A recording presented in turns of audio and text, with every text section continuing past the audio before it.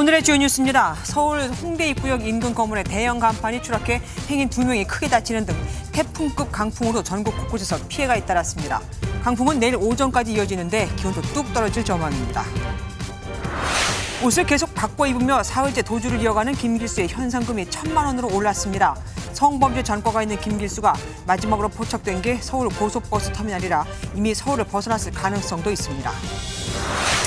오세훈 서울시장과 김병수 김포시장이 김포시의 서울 편입 효과와 영향을 연구하기 위한 김포시 서울 편입 공동연구반을 구성하기로 합의했습니다. 전 펜싱 국가대표 남현희 씨가 결혼 상대였던 전청조 씨의 사기 행각 공보 의혹과 관련해 피의자 신분으로 경찰 조사를 받았습니다.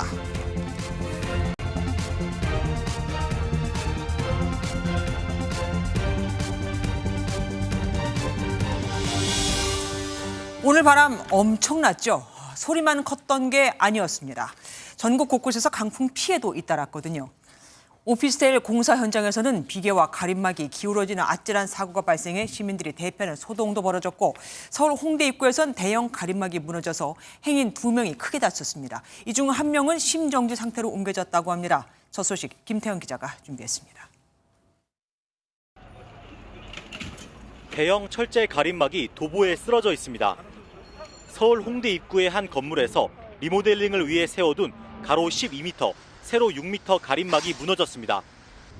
이 사고로 지나가던 50대 여성이 가림막에 깔려 심정지로 병원으로 이송됐고 40대 남성은 얼굴을 다쳤습니다. 사람들이 그나마도 안에 이 사람이 들어가갖고 질질 끌고 나오는 상황이었던 것 같고 뭐 이게 엄청 오래 걸렸어요. 한 10분 넘게 걸려서.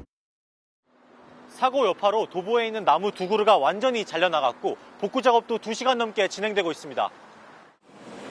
고용노동부는 근로자가 다친 사안이 아니라 별도 조사는 없다고 밝혔고 경찰과 소방당국이 피해자와 목격자 진술을 토대로 사고 경위를 파악하고 있습니다. 사고 지점에서 약 100m 떨어진 곳에서도 강풍으로 공사장 안전펜스가 무너져 주차된 차량 3대가 파손되는 등 연달아 강풍 사고가 발생했습니다. 오전에는 서울 공덕동 신축 오피스텔 공사 현장에서 외벽 비계와 가림막이 강풍으로 기울어지면서 아찔한 장면이 연출됐습니다. 용두동 한 주택에서도 건축 자재가 바람에 떨어져 나가면서 인근에 주차된 차량이 파손되는 등 서울 곳곳에 강풍 피해가 끊이지 않았습니다. MBN 뉴스 김태형입니다. 피해는 서울에서만 발생한 게 아닙니다. 전국 곳곳에서 속출했습니다. 가로수에서 떨어진 낙엽이 배수구를 막아 도로가 침수됐고 비닐하우스와 간판, 심지어 지붕이 날아간 곳도 있었습니다. 가로수가 뽑혔다니 말 다 한 거죠. 장민철 기자가 보도합니다. 강 중간에 차량 2대가 서 있고 사방은 불어난 물로 막혀 있습니다. 공사를 위해 들어갔던 60대 2명이 고립됐다 30여 분 만에 소방대원에 의해 구조됐습니다. 사람은 안전한 곳에 대기 상태인데 차가 물에 고립된 상태고 이것도 저희 인제 구조대 출동해서 로프 이용해서 도로가 성인 발목까지 물이 찼습니다. 한쪽에서는 소방대원이 배수구에 쌓인 낙엽을 치웁니다. 강한 바람에 가로수에서 떨어진 낙엽이 배수구를 꽉 막은 겁니다. 80mm 넘게 쏟아진 경기 지역에서만 도로 침수가 200여 건 발생했는데 상당수가 낙엽이 원인으로 알려졌습니다. 강풍 피해도 속출했습니다. 신호등이 대롱대롱 매달려 있고 그 아래로 차들이 아슬아슬 지나갑니다. 강원 고성에서 강풍에 신호등이 떨어져 나간 겁니다. 밭에 있어야 할 비닐하우스가 도로 위에 있습니다. 밭에 설치해놓은 하우스가 강풍을 맞고 도로를 덮쳤는데 하우스를 지탱하던 철근은 이처럼 엿가락처럼 휘었습니다. 오늘 새벽 4시 40분쯤 경기 의정부시 가능동의 한 건물 지붕이 강풍에 떨어져 나가 가로등과 주차된 차량 4대가 파손됐습니다. 삼석지붕으로 돼가지고 나무 강목 쳐놓은 있잖아요. 이거를 임시로 만든 거예요. 그늘만큼. 이게 지금 바람이 그러니까 뒤집어져가지고. 강원 강릉에서는 기어 중립 상태로 주차해 놓은 차량이 강풍에 밀려 2m 아래 인도로 떨어졌습니다. 이 밖에도 전국 곳곳에서 건물 외벽과 간판이 떨어져 나가거나 가로수가 부러지는 등 크고 작은 강풍 피해가 잇따랐습니다. MBN 뉴스 장진철입니다. 오후 들어 비는 잦아들었지만 강한 바람은 여전했습니다. 특히 강원 미시령에 초속 40m가 넘는 태풍급 강풍이 부는 등 전국 대부분 지역에 강풍특보가 내려졌죠. 이 강풍특보는 내일까지 이어지는데 밤사이 북쪽 찬 공기까지 불어와 서울 아침 기온이 3도까지 뚝 떨어지는 등 올가을 들어 처음으로 한파특보가 발령될 거라고 합니다. 최돈희 기자가 보도합니다. 카메라가 심하게 흔들릴 만큼 거센 비바람이 몰아칩니다. 서해안은 물론 동해안과 내륙, 제주 등 전국 대부분 지역에 강풍특보가 내려졌습니다. 특히 강원 미시령과 전남 여수에선 달리는 기차가 탈선할 정도의 초속 40m 안팎의 태풍급 강풍이 몰아쳤습니다. 지난 여름 한반도에 상륙했던 태풍 카눈 때와 맞먹는 수준입니다. 도심에서도 바람의 기세는 꺾일 줄 모릅니다. 우산을 들고 있기 힘들 정도로 좀 많이 불었죠. 가을의 끝자락에 불어닥친 강풍은 한반도를 관통한 저기압과 대기상층의 기압골 때문입니다. 동해상으로 빠져나간 저기압 뒤로 강한 바람이 뒤따르는 가운데 기압골의 영향까지 더해 바람의 세기는 더 강해지고 강풍대도 넓어진 겁니다. 강풍은 비구름도 몰고 와 곳곳에 100mm 안팎의 많은 비를 뿌렸고 경남 일부 지역엔 호우특보가 발령되기도 했습니다. 비구름이 빠져나간 뒤로도 강풍이 이어지는 가운데 북쪽에서 영하 25도의 찬 공기가 남하하면서 기온이 급격히 떨어지겠습니다. 대관령 영하 1도, 서울 3도 등 오늘보다 15도 이상 떨어져 올가을 첫 한파특보가 발령되겠습니다. 강한 바람은 체감온도를 영하권까지 끌어내리겠습니다. 아침 최저 기온은 전날에 비해 10도 내외로 크게 떨어지겠고 바람도 매우 강하게 불어 체감온도는 더 낮겠으니 건강관리에 유의하시기 바랍니다. 한파특보가 발효되는 수도권과 강원 일부 지역에선 내리는 비가 눈으로 바뀌는 곳도 있겠다고 기상청은 전망했습니다. MBN 뉴스 최동입니다. 특수 강도 혐의로 구속도 중 일회용 숟가락 손잡이를 삼키고 병원 치료를 받다 달아난 김길수가 잡히질 않고 있습니다. 복장을 수시로 바꿔가며 경찰 추적을 피하고 있거든요. 500만 원이었던 현상금은 하루 만에 1,000만 원이 됐죠. 김길수 검거 당시 미처 회수하지 못했던 7천만 원이 그의 도피 자금으로 쓰이고 있을 가능성도 있습니다. 이옥재 기자가 보도합니다. 검은 옷에 검은 모자를 쓴 김길수의 모습입니다. 도주 후 푸른색 옷차림에서 베이지색 차림으로 환복하더니 얼마 지나지 않아 옷을 또 갈아입은 겁니다. 경찰은 김 씨가 안경이나 가발로 변장했을 가능성도 배제하지 않고 있습니다. 또 휴대전화를 사용하지 않는 데다가 현금만 사용하고 있어 추적이 쉽지 않은 상황입니다. 경찰이 시민들의 적극적인 신고를 강조한 것도 유심히 보지 않으면 알아보기 쉽지 않을 수 있는 탓입니다. 의사까지 못 먹고 갔어. 그러니까 그 아저씨도 강호사님도 TV 뉴스를 안 봤던 거야. 나도 안 봤던 거고. 그 둘째 하나만 봤어도 나왔었는지 모르게. 법무부도 하루 만에 김 씨에게 걸린 현상금을 1,000만 원까지 올렸습니다. 또 교정당국은 이미 전국의 주요 교통 길목에 교도관을 배치하고 김길수를 쫓고 있습니다. 지난 9월 김 씨는 현금 7억 4천만 원을 훔쳐 서울 서초경찰서에 검거됐지만 7천만 원의 행방은 여전히 묘연한 상황입니다. 김 씨가 이 7천만 원을 쓰지 않고 숨겨두었다면 도피 자금으로 사용될 가능성도 점쳐지고 있습니다. 경찰은 모든 가능성을 열어두고 검거에 주력할 방침입니다. MBN 뉴스 이혁재입니다. 도주 중인 김길수는 지하철 등 대중교통을 이용해 서울과 경기 일대를 종횡무진 그야말로 헤집고 다니고 있습니다. 특히 사람이 많이 오가는 찜질방과 식당, 옷가게, 터미널까지 버젓이 이용했죠. 김길수의 대담한 도주와 그 행적, 이규영 기자가 따라가 봤습니다. 김길수는 그제 오전 6시 20분쯤 자신이 입원 중이던 경기 안양의 한 병원에서 도주했습니다. 이후 택시를 타고 의정부까지 이동해 남색 병원복 차림으로 한 여성을 만난 뒤 다시 경기 양주로 이동해 남동생을 만났습니다. 몇 시간 뒤 서울로 들어온 김 씨의 도주 행적은 더욱 대담해졌습니다. 오전 11시쯤 서울 창동역 인근 CCTV에 포착된 김 씨는 베이지색 상하이로 갈아입고 인근 사우나에서 30분가량 머문 것으로 파악됐습니다. 현금으로 키오스크 여기서 계산을 하고 갔다고 그랬는데 저는 그걸 못 알아봤죠. 마스크 쓰고 그랬으니까. 이후 오후 12시 30분쯤 세정거장 떨어진 노원구 당고개역 인근 식당에 들러 밥을 먹은 것으로 확인됐습니다. 오후 4시 30분쯤 노원역으로 이동한 김 씨는 지하철을 타고 뚝섬 유원지역에 들렀다가 서울 고속터미널역으로 향했습니다. 김 씨는 터미널 인근 지하상가에서 줄을 서다 태연히 검은색 외투와 바지를 구입하기까지 했습니다.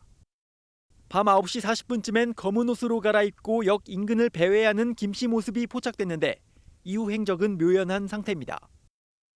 나타난다면 되게 불안할 것 같고 저 포함해서 다른 시민분들께서도 불안하실 것 같으셔서 경찰은 김 씨가 이미 서울을 떠났을 가능성도 염두에 두고 추적 중입니다. MBN 뉴스 이규현입니다. 다음 소식입니다. 전창조 씨와 공범 혐의로 의심받고 있는 전 펜싱 국가대표 남현희 씨가 경찰에 소환돼 첫 조사를 받았습니다. 고소를 당했기에 피의자 신분으로 입건이 된 겁니다. 전 씨로 인한 피해액은 당초 19억 원에서 26억 원으로 크게 늘었습니다. 한정모 기자입니다. 전 연인 전청조 씨의 사기 행각 공범으로 지목돼 고소를 당한 전 펜싱 국가대표 남현희 씨. 오늘 오후 2시 20분쯤 피의자 신분으로 처음 경찰에 출석했습니다. 전 씨와의 공범 여부를 묻는 취재진 질문에는 입을 굳게 다물었습니다.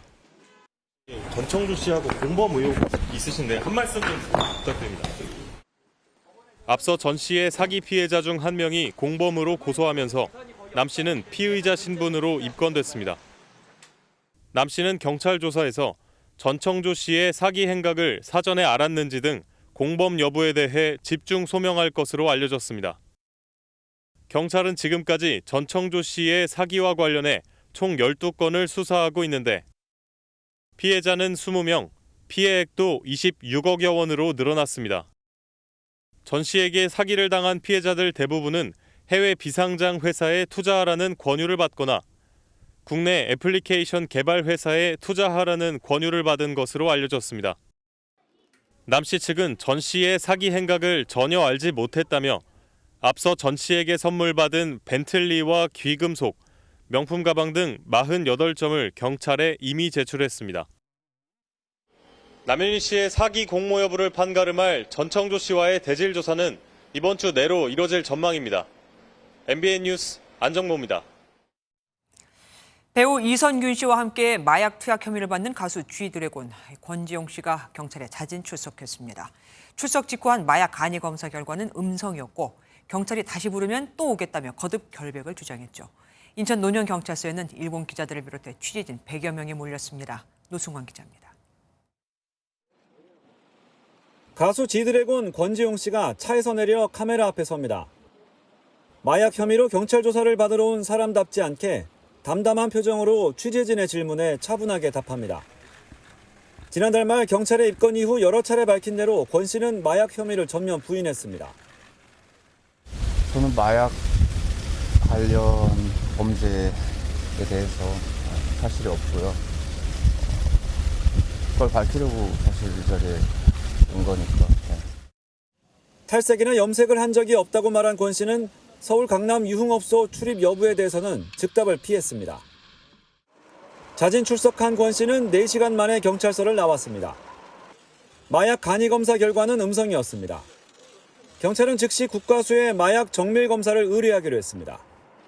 경찰은 오늘 조사에서 강남 유흥업소 여종업원들의 진술 외에 권 씨의 혐의를 확인할 만한 물증은 제시하지 못한 것으로도 전해졌습니다. 이 씨와 달리 권 씨에게는 휴대전화 제출도 요구하지 않았습니다. 권 씨는 경찰이 추가 조사를 한다면 언제든 다시 나오겠다며 결백을 거듭 강조했습니다. 제가 마약 범죄와 사실 관계가 없다는 것을 입증하기 위해서 나온 조사이니까 무리하다고는 생각하지 않지만 좋은 쪽으로 더 무리를 해주셨으면 좋겠고. 경찰은 권 씨의 진술 내용과 수사 기록을 검토해 권 씨를 다시 부를지 결정하기로 했습니다. MBN 뉴스 노승환입니다. 과외 앱으로 알게 된 20대 또래 여성을 살해하고 시신을 훼손해 유기한 혐의로 재판에 넘겨진 정유정에게 검찰이 법정 최고형인 사형을 구형했습니다. 거짓말을 반복하고 진정한 반성을 하지 않는다는 게 이유인데 정유정은 외국어 공부를 하며 사회에 나갈 준비를 하고 있다고 새 사람으로 살아갈 기회를 달라고 호소했습니다. 박상호 기자입니다. 녹색 수의를 입은 정유정이 고개를 숙인 채 법원을 빠져나갑니다. 검찰이 법정 최고형인 사형을 구형하자 다소 충격을 받은 듯한 모습입니다. 검찰은 분노 해소의 수단으로 일면식도 없는 피해자를 살해해 누구나 아무런 이유 없이 살해당할 수 있다는 공포심을 주었다며 엄벌의 필요성을 주장했습니다. 또 치밀하게 잔혹한 범행을 저지르고도 거짓말을 반복하고 진지하게 반성하는 태도가 없었다며 사회에서 영원히 격리해야 한다고 강조했습니다. 법정에서 처음으로 울먹거린 정유정은 유가족께 죄송하다면서 수용 생활을 하며 자신을 되돌아보고 있다고 했습니다.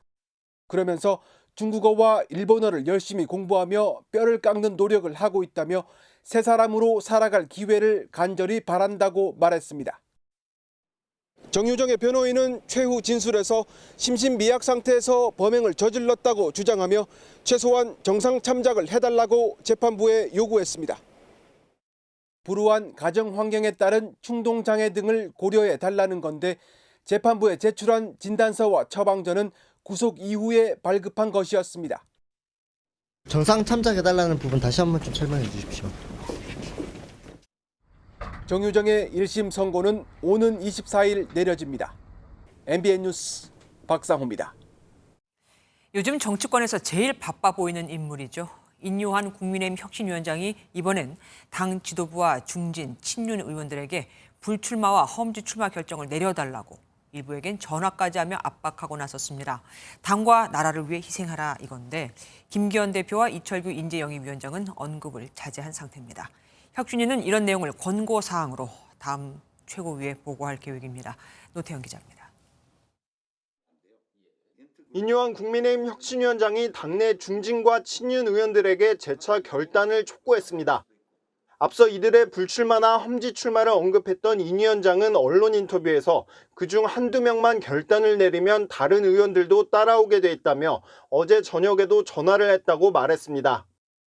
그런 분들이 딱 멋있게 그리고 떨어지면 어때? 떨어지면 뭐 큰일이에요?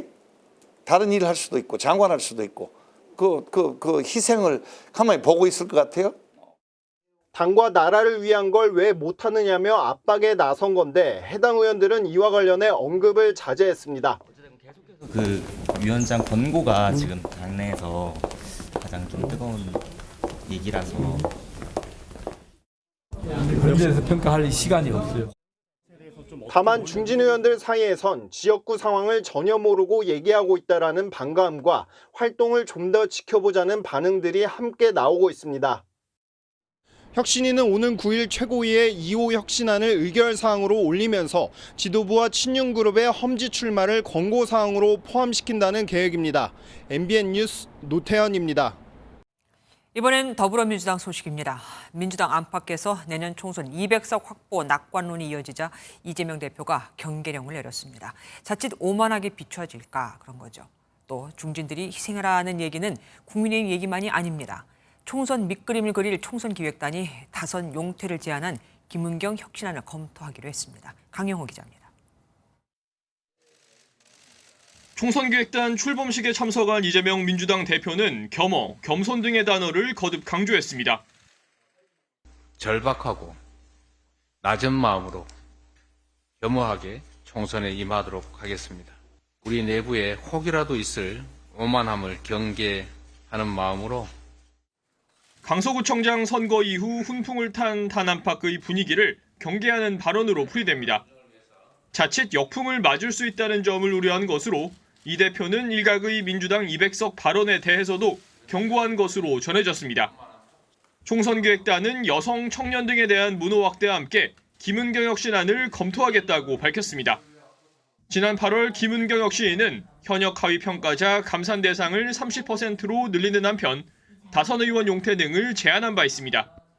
기획단은 수용 의사를 밝힌 건 아니라고 선을 그었지만 당 안팎에선 험지 출마와 같은 혁신 요구가 분출하는 상황입니다. 김두관 의원은 다선 의원과 함께 지도부의 험지 출마를 주장했고 삼선의 이원욱 의원 역시 친명 핵심이 먼저 선언하면 응하겠다고 MBN에 밝혔습니다. 이런 가운데 전반기 국회의장을 지낸 6선 박병석 의원은 총선 불출마를 선언했습니다. 관례에 따른 불출마라는 게 정치권 반응이지만 민주당 내 추가 용태나 험지 출마 선언으로 이어질지 관심이 쏠립니다. MBN 뉴스 강용호입니다. 조국 전 법무부 장관이 처음으로 총선 출마를 시사했습니다. 법정에서 명예를 회복하지 못하면 정치적인 방법 등 다른 길을 찾겠다고 한 건데 어느 지역에 출마할지 또 어느 당 소속으로 출마할지 관심이 쏠립니다. 민주당 입장에서는 조 전 장관의 출마가 강성 지지층을 결집시킬 수도 있겠지만 중도층이 민주당에 등을 돌리는 계기가 될 수도 있거든요. 이병주 기자가 보도합니다. 조국 전 법무부 장관이 내년 총선 출마 가능성을 언급하며 모호했던 기존 입장에서 한 발 나아갔습니다. 조 전 장관은 최대한 법률적으로 해명하기 위해 노력하겠다면서도 이에 실패하면 총선 출마 등으로 명예를 회복할 뜻을 내비친 겁니다. 비법률적 방식으로 저의 명예를 회복하는 길을 찾아야 되지 않나라는 것을 생각하고 있습니다. 조 전 장관은 자녀 입시 비리와 청와대 감찰 무마 혐의로 1심에서 징역 2년형을 선고받았습니다. 조 전 장관은 현행 법체계에서 해명이 받아들여지지 못했을 때 정치, 사회, 문화적 방식으로 소명할 본능이 있고 그것이 시민의 권리라고 덧붙였습니다. 조 전 장관과 가까운 민주당의 한 의원은 이번 조 전 장관의 발언으로 출마는 한다고 봐야 한다고 해석했습니다. 다만 출마 지역과 민주당 또는 무소속 출마 여부 등은 남은 기간 고심할 걸로 보인다고 전했습니다. 조국 전 장관은 전국 북콘서트로 시민과의 접점을 넓혀가고 있는 가운데 언제쯤 구체적인 정치 구상을 내놓을지 관심이 쏠립니다. MBN 뉴스 이병주입니다. 총선을 5개월 앞두고 정치권이 여러 신당 가능성에 들썩이고 있습니다. 이혁근 기자 조금 더 살펴보겠습니다. 어서 오십시오. 조국 전 장관 이야기부터 해보겠습니다. 조 전 장관, 지금 현재 민주당 소속입니까? 문재인 정부에서 민정수석에 이어 법무장관을 역임한 만큼 민주당과 매우 가까운 건 맞지만 당원은 현재 아닙니다. 이른바 조국 사태 등을 고려하면 민주당으로선 조국 전 장관 부담스러운 인물이긴 합니다. 때문에 정치권에선 조 전 장관이 새롭게 당을 만들 가능성을 점치는 분위기입니다. 저는 신당 창당에 더 무게를 둡니다. 그리고 조국 장관의 지역구는 저는 광주다. 손혜원 전 민주당 의원도 조국 중심의 신당을 언급하며 여기에 추미애 전 법무부 장관이 함께했으면 좋겠다고 말했습니다. 그런데 조국 전 장관이 신당을 만들면 그러면 국회 입성은 가능한 건 맞습니까? 21대 총선의 과정을 한번 되돌아보면요. 손혜원 전 의원 주도로 만든 열린민주당이 비례투표에서 5.4%를 득표해 3명이 당선됐습니다. 여야가 한창 선거제도를 논의 중이긴 하지만 현재의 준연동형 비례대표제 그대로 총선을 치러 조국 신당이 5% 안팎의 지지를 받는다면 국회 입성이 가능한 겁니다. 정치권에선 조국 신당이 생기면 사실상 민주당의 비례위성 정당 역할을 하면서 총선판을 뒤흔들 수 있다는 분석이 나옵니다. 나중에 또 민주당과 합당할 수도 있는 거고요. 네, 그럴 수도 있겠죠. 실제 조 전 장관은 최근 다양한 범민주 진보 세력 그리고 국민의힘 이탈 보수 세력까지 다 합해 200석이 되길 희망한다고 밝혔습니다. 네, 이거는 조국 전 장관 얘기고 정치권에서는 어떻게 반응하고 있습니까? 네, 민주당은 아직 조국 전 장관이 출마 선언을 한 게 아니어서 공식적인 대응은 없지만 당혹스러워하는 눈치입니다. 지난 대선 때 조국의 강을 건너야 한다는 게 민주당 최대의 과제가 되기도 했었습니다. 조국 장관에 대해서는 여전히 이제 우리 더불어민주당이 그간의 국민들로부터 외면받고 또 비판받는 문제의 근원 중에 하나인데요. 진지하게 사과드립니다. 민주당 지도부의 한 관계자는 조 전 장관이 정치권하고 이야기한 건 없고 이슈 만들려는 취지인 것 같다면서도 좀 더 신선한 인물이 필요하다고 전했습니다. 반면 국민의힘은 반기는 모습입니다.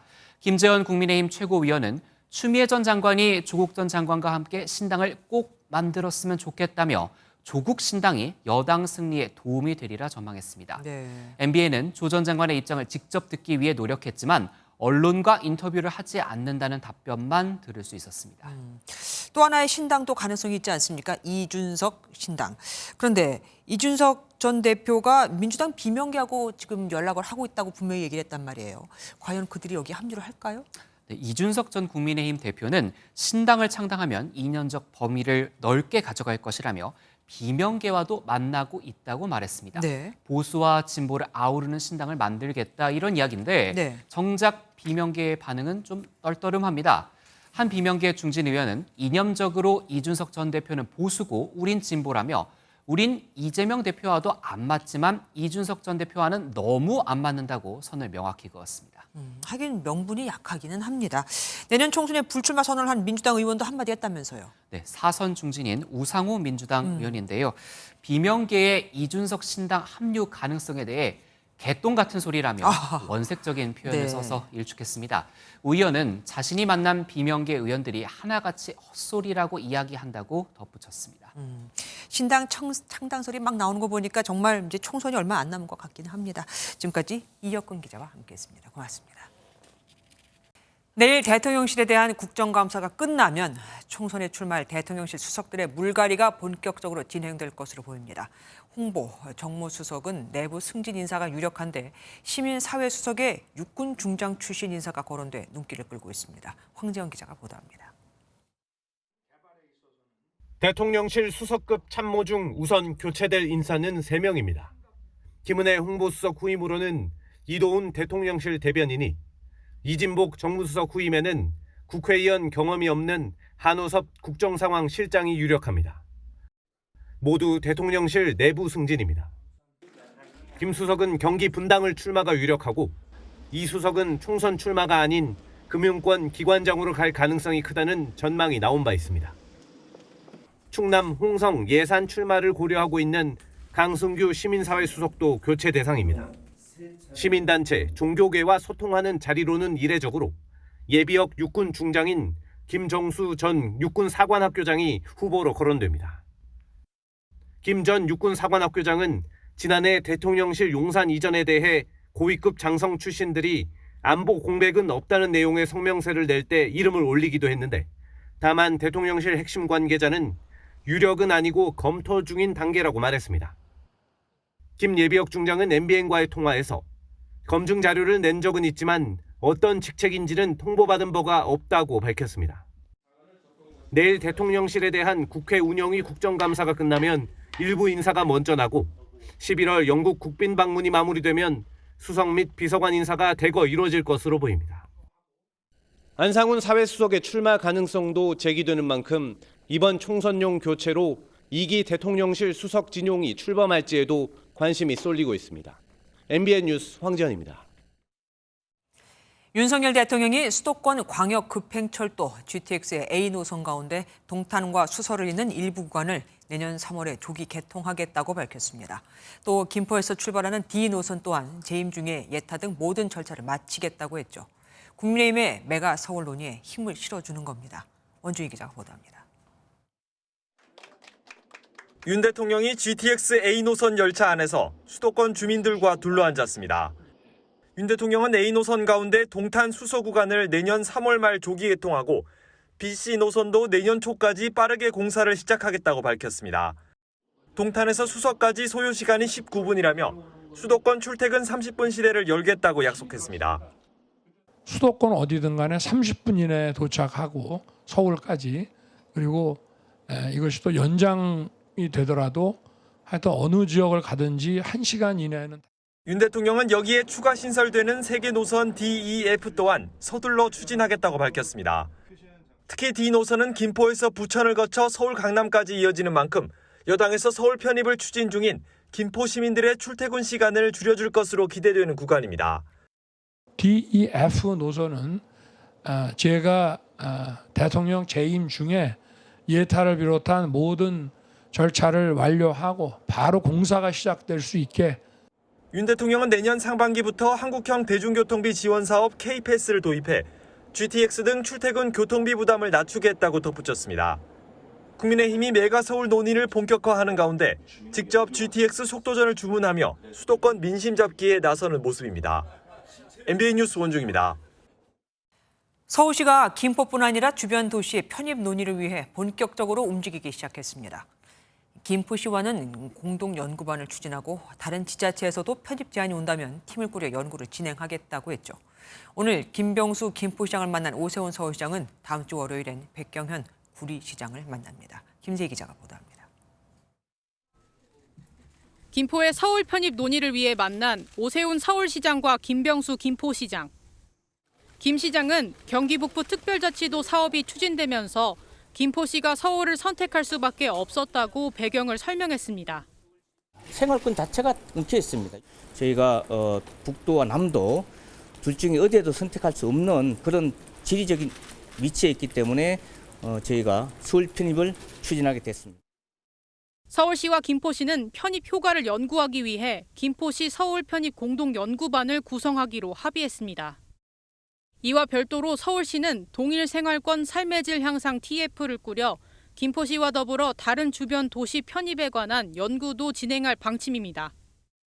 오 시장은 김포뿐만 아니라 여러 주변 도시의 편입을 염두에 둔 포괄적인 검토를 하겠다는 뜻을 밝혔습니다. 모든 지자체의 상황을 염두에 둔 분석을 지금부터 시작을 해서 특히나 서울연구원을 비롯한 서울시 내 외부의 전문가분들을 참여시킨 상태에서 심도 있는 분석을 시작을 하겠습니다. 서울 시민의 의견을 묻지 않느냐는 지적에 대해서 통합에 따른 장단점 등 기초적인 지식 연구를 통해 제공한 뒤 여론조사를 해야 의미가 있다고 설명했습니다. 오 시장은 김포시장에 이어 오는 13일 백형현 구리시장을 만나는 등 인접 지자체장들과의 연쇄면담을 이어갈 계획입니다. 이어 16일 오 시장과 김동연 경기도지사, 유정복 인천시장이 만나는 3자 회동에서도 서울 편입이 주요 현안으로 논의될 전망입니다. MBN 뉴스 김세희입니다.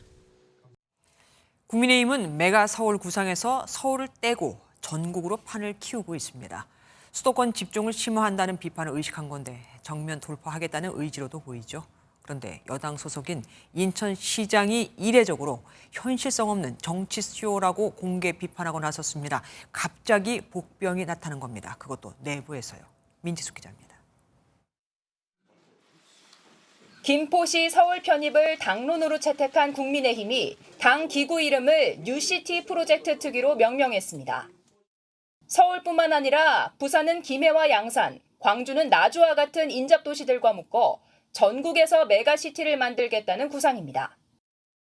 비수도권에서도 주민들이 뜻을 모아 지역별 거점 역할을 하는 메가시티를 키우겠다는 의지를 표명해 오시면 주민들의 뜻을 존중해 검토해 나가도록. 특위에는 조경태 위원장을 포함해 부위원장 송석준 의원 등 다양한 지역의 현역 의원들을 참여시켰습니다.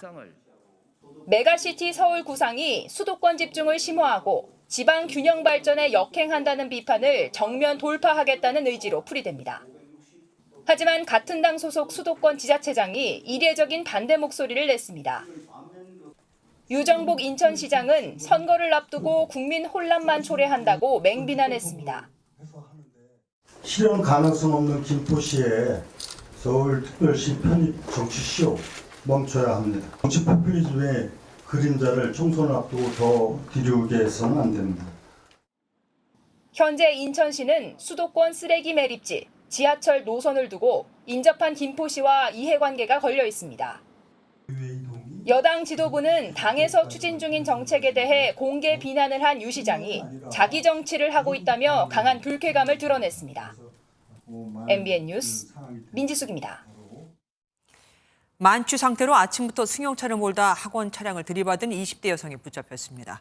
처음엔 호흡곤란을 이유로 음주 측정을 거부했지만 그렇게 빠져나갈 수는 없죠. 결국 면허 취소 수준의 만취 상태가 드러났습니다. 이한나 기자가 취재했습니다. 노란색 학원 차량이 도로에 잠시 차를 세웁니다. 그런데 잠시 뒤 검은색 승용차가 달려오더니 학원 차량을 강하게 들이받습니다. 추돌 지점에 하얀 연기가 피어오르고 차에 타고 있던 학생은 울먹이며 어딘가로 전화를 겁니다. 지난달 31일 오전 6시 40분쯤 서울 동작구의 한 4차선 도로에서 음주운전 차량이 학원 차량을 들이받은 겁니다. 그 아쿠바지가 터지는 소리에 들어봤죠. 타이어 터지는 소리. 꽝. 질주하던 음주 차량은 이곳에서 학원 차량의 타이어까지 펑크낸 뒤에야 멈췄습니다. 이 사고로 피해 차량에 타고 있던 학생 한 명이 다쳐 병원에서 치료를 받았습니다. A씨는 음주 측정을 하자는 경찰에 호흡곤란 증세가 있다며 거부했지만 결국 면허 취소 수준의 만취 상태가 들통났습니다. 서울 동작경찰서는 A씨를 도로교통법 위반 혐의로 불구속 송치할 방침입니다. MBN 뉴스 이한나입니다. 거의 사라진 줄 알았던 빈대가 기승을 부리면서 질병관리청과 방제 전문가들이 대책 마련에 나섰습니다. 이 기존 살충제 내성에 생긴 빈대를 잡으려면 새로운 살충제를 긴급 승인해야 하는 상황입니다. 어찌나 사태가 심각한지 정부가 빈대 현황판까지 만들기로 했습니다. 신용수 기자가 취재했습니다. 최근 출몰하는 빈대는 기존 살충제 내성을 갖고 진화한 빈대입니다. 미국에서 지난 2018년부터 2년 동안 수집한 빈대를 분석한 결과에서도 84%가 살충제에 반응하지 않았다고 확인했습니다. 빈대가 기승을 부리는 이유입니다. 서울에서도 빈대 신고 접수가 잇따르는 가운데 질병관리청이 방제 전문가들과 긴급 회의를 열었습니다. 주로 가정용 살충제에 활용되는 피레스로이드계 살충제로는 빈대 방제가 어려워 아직 빈대용으로 허가되지 않은 비피레스로이드계 살충제가 필요합니다. 내성이 생기지 않은 새로운 살충제를 긴급 승인해야 하는 상황입니다. 회의 참석자는 정부가 업계의 비피레스로이드계 살충제의 빈대 방제 효과를 신속하게 확인해달라 요청했다고 말했습니다. 회의에서는 빈대 신고가 들어왔을 때 대응 체계를 갖추기 위해 현장 전문가와도 의견을 조율했습니다. 정부는 또 전국 단위 빈대 발생 현황을 집계하기로 했습니다. 현재 정부의 대응은 통합 관리 체계가 잡혀 있지 않아 관할 구역 등을 이유로 방역 조치가 미뤄지기도 한 바 있습니다. 대책을 추진함에 있어서 현황이 필요하다 보니까 집계를 하는 겁니다. 여태까지 공개 여부는 좀 신중히 결정을 하려고 해요. 빈대는 피를 빨지 않아도 1년 가까이 생존할 정도로 생명력이 강하고 모기보다 10배 더 흡혈할 수 있어 가려움증을 유발합니다. MBN 뉴스 신용수입니다. 공매도가 전면 금지된 첫날 코스피 지수가 역대 최대인 134포인트, 5.66% 올랐습니다. 공매도 세력에 타깃이 됐던 2차 전지 관련 종목들은 줄줄이 상한가를 쳤고 코스닥 시장에선 3년 5개월 만에 사이드카까지 발령이 됐죠. 하지만 이런 상승세가 지속될지를 놓고는 의견이 분분합니다. 공매도가 사라진다고 무조건 주가가 오르는 건 아니니까요. 최은미 기자가 보도합니다. 시황판이 개장과 함께 온통 빨간색으로 물들었습니다. 코스피는 5.66% 오르며 단숨에 2,500선을 넘겼고 코스닥 시장은 7% 넘게 올라 3년 5개월 만에 변동성 완화 장치인 사이드카가 발동됐습니다. 에코프로와 에코프로비엠이 상한가로 직행하는 등 공매도 잔고가 많았던 2차 전지 종목이 폭등했습니다. 급등을 이끈 건 개인도 기관도 아닌 공매도에 나섰던 외국인이었습니다. 공매도는 없는 주식을 빌려서 매도한 뒤 주가가 떨어지면 사서 되갚는 방식이라 예상과 다르게 주가가 오르면 큰 손실을 보게 됩니다. 공매도가 금지되자 주가 상승으로 인한 손실을 막기 위해 외국인이 서둘러 주식을 사들이며 전체 주가를 끌어올린 겁니다. 하지만 이런 상승세가 언제까지 지속될진 불투명합니다. 과거 공매도를 금지했던 세 차례 사례를 보면 코로나 위기 당시 글로벌 유동성이 풍부했던 때를 빼고는 그다지 큰 폭의 상승은 없었습니다. 오히려 이번 조치가 한국 주식시장에 대한 신뢰를 떨어뜨릴 거라는 시각도 있습니다. MSCI 선진국 지수 편입 시점이 이번에 공매도 제한으로 인해서 더 늦춰질 가능성이 커졌기 때문이고요. 코리아 디스카운트 문제 해결도 역시 더 늦춰질 수밖에 없다.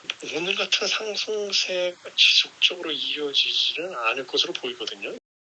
공매도 금지가 개인 투자자 보호를 위해 불가피한 조치라는 당국의 설명이 있지만 개인들이 선호하는 일부 종목에 거품을 가져올 거라는 우려의 목소리도 나오고 있습니다. MBN 뉴스 최은미입니다.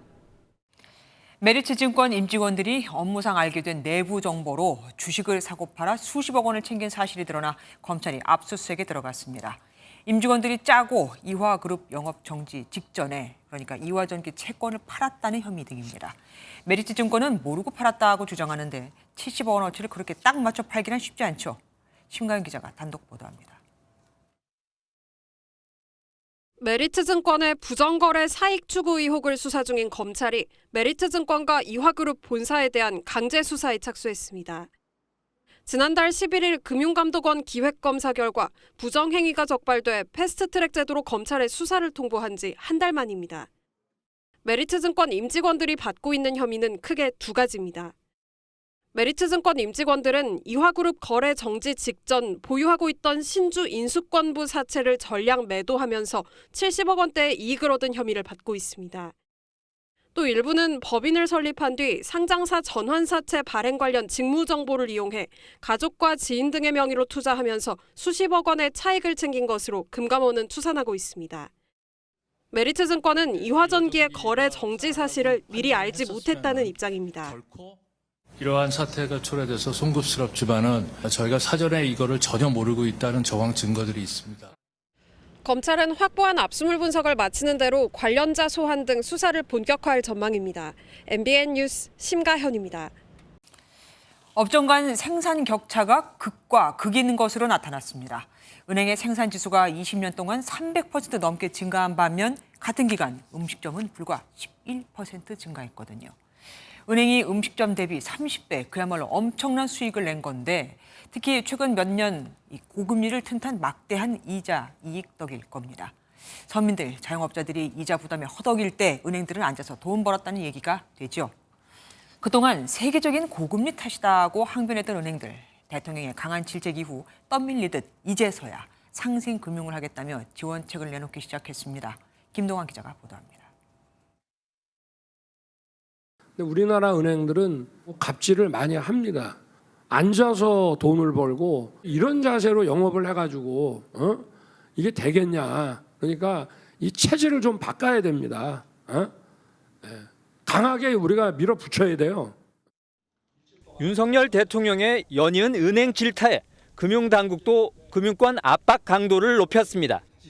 김주현 금융위원장이 오늘 아침부터 금융협회장들을 불러 이자 수익에 대한 국민의 시선이 따갑다며 자영업자의 어려움을 줄일 수 있는 특단의 지원책을 마련해달라고 주문했고, 이복현 금융감독원장도 은행들이 노력 없이 벌어들인 돈에 대한 사회 환원을 요구했습니다. 삼성전자, LG전자, 현대자동차를 다 합친 것보다도 은행권의 영업이익이 크거든요. 과연 반도체와 자동차와 어떤 우리 다양한 혁신만큼 혁신을 했길래 60조의 이자 이익을 거둘 수 있는 건지에 대해 은행들은 앞다퉈 상생금융을 내놓기 시작했습니다. 하나금융이 지난주 가장 먼저 이자 캐시백 등 1,000억 원 규모의 소상공인 금융 지원 프로그램을 내놨고, 신한금융도 오늘 취약계층 이자 감면과 수수료 면제 등의 1,050억 원을 지원한다고 밝혔습니다. 우리와 KB, NH농협금융도 긴급 대책 마련에 들어가 조만간 추가 상생 방안을 제시할 전망입니다. 타행과 유사한 수준에서 이상할 것 같은데 저희가 사실 금액적인 보다는 좀 더 실질적으로 도움이 될 만한 그런 지원책을 찾다 보니 은행들은 올해 초에도 막대한 성과급 등 돈잔치를 벌였다는 질타를 받고 10조 원 이상의 상생금융 강화 대책을 내놓았지만 실제 추가로 낸 돈은 얼마 되지 않는다는 비판을 받았습니다. 또 등 떠밀려 나섰다는 눈총을 피하려면 보다 실효성 있는 지원책을 내놔야 한다는 지적이 나옵니다. MBN 뉴스 김동환입니다. 이스라엘과 하마스 간의 전쟁이 한창인 가자 지구에서 탈출한 한국인 일가족 5명이 MBN 취재진에 포착됐습니다. 조금 전에 귀국했거든요. 전기와 통신이 끊기고 식량도 떨어진 참혹한 상황에서 국경을 넘어 이집트에 도착한 지 사흘 만입니다. 권영봉 기자가 보도합니다. 가자 지구를 탈출해 이집트를 거쳐 한국까지 도착한 최모 씨 일가족이 입국장에서 가족들과 상봉합니다. 생후 7개월 된 막내를 기다리던 가족 친지의 품에 건네주고 나니 생사의 갈림길에서 벗어났다는 게 비로소 실감이 납니다. 일가족은 국경을 넘어 이집트에 피신한 지 사흘 만에 한국행에 나선 뒤 두바이를 거쳐 국내에 입국했습니다. 외교부 관계자는 다양한 형태로 해당 지역 공관에서 필요한 지원을 했다고 설명했습니다. 또 대통령과 장관, 외교부 직원까지 최선을 다해 우리 국민 안전을 위해 노력했다고 강조했습니다. 최 씨 가족은 전쟁이 터지자 7년 동안 살던 가자 지구를 탈출한 뒤 현지 시간 2일 이집트로 피신했습니다. 최 씨에 따른 한국행 비행기 탑승 전 SNS에 가자지구 폭격을 멈춰달란 메시지가 담긴 글을 올리기도 했습니다. 외교부는 이스라엘과 레바논 현지 교민들에 대해서도 대피나 철수 등 다양한 방안을 검토 중이라고 밝혔습니다. MBN 뉴스 권용범입니다.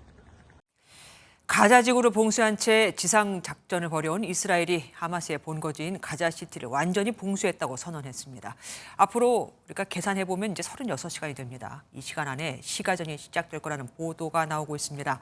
가자시티를 완전히 점령하기 위해서입니다. 서영수 기자가 보도합니다. 이스라엘군의 탱크가 불을 뿜자 건물에 커다란 폭발이 일어납니다. 하늘에서는 하마스 시설을 겨냥한 미사일과 로켓이 쏟아집니다. 이스라엘군이 하마스의 본거지인 가자시티를 완전히 포위하고 가자 지구를 남과 북으로 분리했다고 밝혔습니다. מהאוויר, מהיבשה ומהים מכתרים את העיר עזה וסביבתה. הלוחמים מתקדמים בקרבות ובמהלכם הם משמידים תשתיות טרור. 현지 언론은 우리 시간 오늘 아침 이스라엘군이 48시간 안에 시가전을 시작할 것으로 전망했습니다. 시가전은 하마스 본부 시설과 주요 인사를 제거하려는 이스라엘과 이에 하마스가 게릴라전으로 맞서는 형국으로 흘러갈 것으로 예상됩니다. 본격적인 시가전을 앞둔 이스라엘이 하마스 시설 450곳을 타격하면서 가자지구 내 통신은 또다시 끊겼습니다. 현재까지 가자지구 내 사망자만 10,000명에 육박한 가운데 시가전이 본격화하면 민간인 피해는 더욱 늘어날 수밖에 없습니다. 국제사회에서는 휴전을 요구하는 목소리가 커지고 있지만 네타냐후 총리는 인질 석방이 먼저라는 기존 입장을 재확인했습니다. לא תהיה הפסקת אש בלי החזרת חטופינו. שיוציאו את זה בכלל מהלקסיקון. אנחנו אומרים את זה גם לאויבינו וגם לידידינו. 오히려 레바논의 헤즈볼라를 향한 공격 수위를 높이며 확전 우려를 키우고 있습니다. MBN 뉴스 서영수입니다. 독일 공항에서 인질극을 벌이던 남성이 붙잡혔습니다. 양육권 다툼을 하던 아빠가 4살 딸을 데려가기 위해서 납치를 했던 건데 18시간 만에 인질극이 마무리되면서 딸은 무사히 풀려났지만 승객들은 큰 불편을 겪어야 했습니다. 송준 기자가 보도합니다. 독일 최대 항구 도시 함부르크 공항 활주로에 소방차가 진입합니다. 평소와 달리 비행기 이착륙 모습은 보이지 않습니다. 현지 시간 4일 오후 8시 10분쯤 30대 남성이 차량으로 공항 출입구를 뚫고 질주하더니 튀르키예 항공 여객기 앞에 멈춰 섰습니다. 이 남성이 차량 밖으로 화염병 2개를 던져 활주로에 불을 내서 소방차가 출동한 겁니다. 4살 딸을 인질 삼아 경찰과 대치도 이어갔습니다. Ja, die Polizei Hamburg ist mit einem Großaufgebot aktuell am Flughafen Hamburg. Er hat offenbar seine 4-jährige Tochter bei sich. Und ja, im Moment sieht es so aus, dass wir es hier mit einer Geiselnahme zu tun haben. 아내와 양육권 다툼을 벌이던 이 남성. 경찰과 협상 과정에서 튀르키예로 출국하고 싶다는 의사를 밝혔으나 결국 18시간 만에 저항 없이 체포됐습니다. 인질극 당시 공항 폐쇄 조치가 내려지면서 항공편 약 30편의 이착륙이 취소됐고 승객 3,000여 명이 긴급 대피했습니다. Ich würde sagen, das war für alle Beteiligten der unangenehmste und gruseligste Moment draußen an der Luft in dieser Situation zu sein. 이 남성은 지난해 3월에도 양육권이 없는 상태로 딸을 데리고 튀르키예로 출국해 독일 경찰이 수사에 나선 바 있습니다. MBN 뉴스 송주영입니다. 이달 초까지만 해도 낮 최고 기온이 30도에 육박하며 한여름 날씨를 보였는데 며칠 만에 갑자기 기온이 10도 이상 뚝 떨어지고 최저 기온이 영하권에 진입하며 폭설까지 쏟아진 곳이 있습니다. 중국 동북 지역입니다. 헤이룽장성 일대는 학교가 문을 닫고 대중교통 운행이 중단되는 등 도시 기능이 한때 마비되기도 했습니다. 베이징에서 윤석정 특파원입니다. 무릎까지 쌓인 눈을 헤치고 걸어가기가 여간 어려운 게 아닙니다. 거센 강풍에 서 있기조차 힘겹습니다. 又刮风又下雪，天地一片苍茫。一场大雪，苍蝇也没了，蚊子也灭了。 헤이룽장성과 내몽고 등 중국 동북 지역 일대가 갑자기 닥친 한파와 폭설로 몸살을 앓고 있습니다. 중국 기상대는 오늘 오전 8시부터 내일 오전 8시까지 헤이룽장과 네이멍구, 랴오닝 일대에 30에서 40mm의 눈이 내리겠다고 예보했습니다. 일부 지역에선 30cm가 넘는 눈이 쌓일 수 있다며 폭설 경보도 발령했습니다. 会商强调，本轮大范围寒潮过程，强降雪、冻雨和降雨过程交织，雨雪相态复杂，防范难度大。 또 헤이룽장성 일대엔 어제 밤부터 바람이 강하게 불어 오늘 밤까지 최대 초속 25m 이상의 강풍이 예보됐습니다. 기온도 뚝 떨어져 다싱안닝 영하 25도, 헤이허 영하 15도 등 헤이룽장성 전역이 영하권 날씨를 보이고 있습니다. 헤이룽장성 당국은 휴교와 휴업, 대중교통 운행 중단 조치를 내렸고 주민들에게도 외출 자제를 당부했습니다. 지난주까지 낮 최고 기온이 30도에 육박했던 중국 동북 지역은 이번 주 초 기온이 영하권으로 떨어지며 눈이 내리기 시작했습니다. 베이징에서 MBN 뉴스 윤석정입니다. 한 해 회포를 풀기 위해 기름진 음식도 먹고 술도 마시면서 과식을 하기 딱 좋은 시기가 다가오고 있죠. 이때 조심해야 할 게 바로 콜레스테롤입니다. 남은 열량, 이 콜레스테롤이 혈관을 막을 수 있거든요. 최희지 기자가 보도합니다. 4개월 전 콜레스테롤 수치가 높아 병원을 찾았다는 60대 여성입니다. 검사를 해보니 나쁜 콜레스테롤로 불리는 LDL 수치가 정상보다 훨씬 높았고 경동맥 협착증 증세도 있어 고지혈증을 진단받았습니다. 기름진 식사를 많이 해서 그런 것 같아요. 그거랑 스트레스랑. 고지혈증은 혈관에 지방이 쌓이는 상태로 LDL 수치와 몸에 해로운 중성지방 관리가 중요합니다. 과식과 폭음은 피해야 하는데 지나친 열량이 몸에 남아 지방으로 쌓이기 때문입니다. 특히 저녁 메뉴로 인기인 삼겹살이나 곱창 등 기름진 음식은 멀리해야 합니다. 건강하지 못한 생활 습관이나 식습관이 많은 요인으로 기름진 음식을 많이 먹는 것도 LDL 콜레스테롤이 높아지게 하는. 고지혈증 조절을 위해서는 기름기가 적은 살코기 위주로 섭취하고 콜레스테롤을 몸 밖으로 배출하는 데 도움을 주는 채소 섭취를 늘리는 것이 좋습니다. 전문가들은 특별한 증상이 없어 발견이 어려운데 방치하면 협심증이나 심근경색 등 심혈관 질환으로 이어질 수 있다며 잦은 검진을 통해 상태를 확인하는 것이 좋다고 조언합니다. MBN 뉴스 최희지입니다.